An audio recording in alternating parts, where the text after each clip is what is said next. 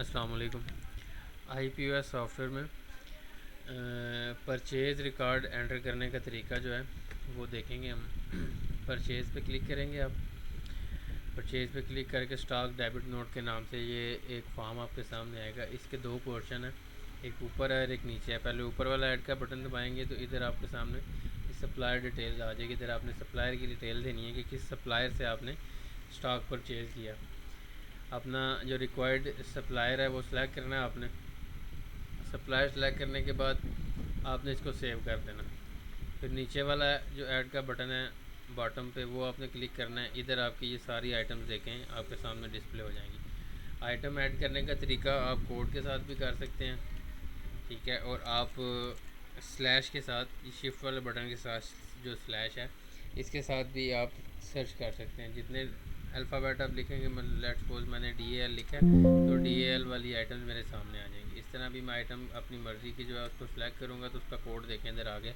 यानी अगर आपको किसी चीज़ का कोड याद नहीं है या उसके ऊपर बारकोड नहीं लगा, आप उसको स्कैन नहीं कर सकते, तो आप इस तरह से स्लैश के साथ उस आइटम को सर्च करके उसका कोड डाल सकते हैं। उसके बाद आप एंटर का बटन प्रेस करेंगे तो ये इसने आपको बता दें कि जी ये आइटम है जिसका ये कोड है। उसके बाद आपने कास्ट प्राइस मेंशन करनी है कि इसकी कास्ट क्या है पर यूनिट, और इसकी जो है क्वांटिटी क्या है। कास्ट लिखने के बाद, क्वांटिटी लिखने के बाद आपने इसकी सेल प्राइस पे आ जाना। सेल प्राइस जो भी है लिखने के बाद एंटर एंटर करके ये सेव का बटन एक्टिव हो जाएगा ब्लू कलर का। इस पर आपने सेव पे क्लिक करना है। अभी सॉफ्टवेयर आपसे पूछेगा do you want to add more items, यानी इस वाउचर में ये जो आपका बिल है जो आप ऐड कर रहे हैं इसमें एक ही आइटम थी या मज़ीद भी आइटम है कोई। अगर मज़ीद आइटम है तो येस करेंगे। अगेन जो आइटम है उसको सेलेक्ट करेंगे, क्या उसकी कास्ट है, कितनी क्वांटिटी में है वो लिखेंगे, उसकी सेल प्राइस अपडेट करेंगे और इसको भी सेव कर देंगे। ये राइट साइड पे आप देखें आपके सामने सॉफ्टवेयर आपको बता रहा है कि लास्ट जो है ये इस वाउचर में इस डेट पे इस क्वांटिटी और इस प्राइस पे ऐड हुई थी ये आइटम। इससे आपको अंदाज़ा हो जाता है कि लास्ट टाइम इसकी प्राइस क्या थी, अभी कितना डिफरेंस आया।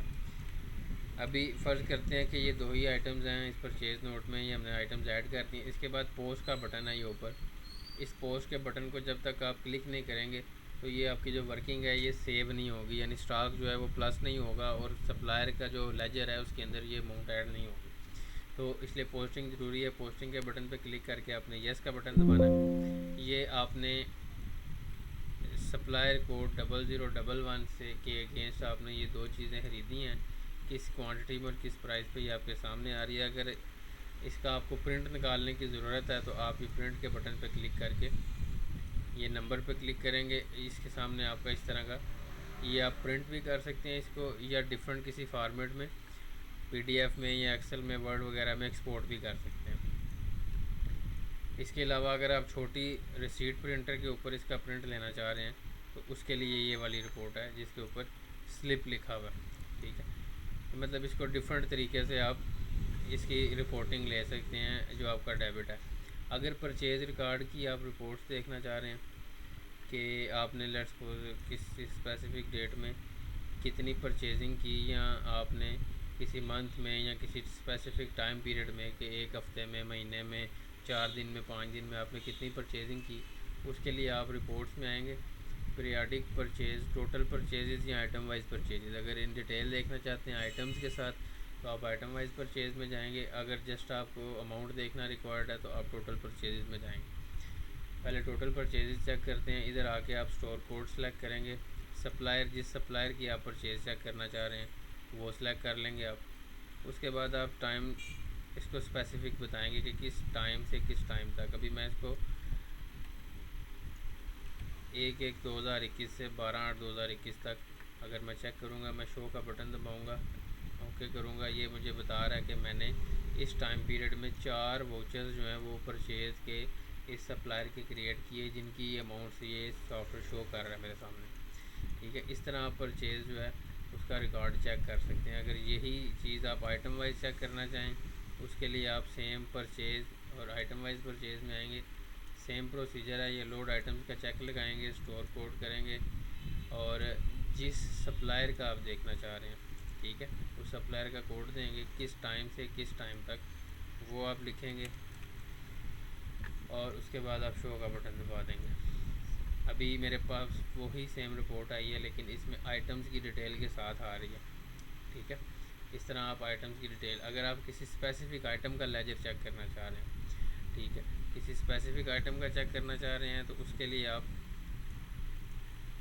दोबारा से ये इधर आइटम वाइज परचेजेस में आएंगे, लोड आइटम्स और स्टोर कोड। इधर आपने कोड सेलेक्ट करना है उस आइटम का, स्टार्ट कोड भी और एंड कोड भी।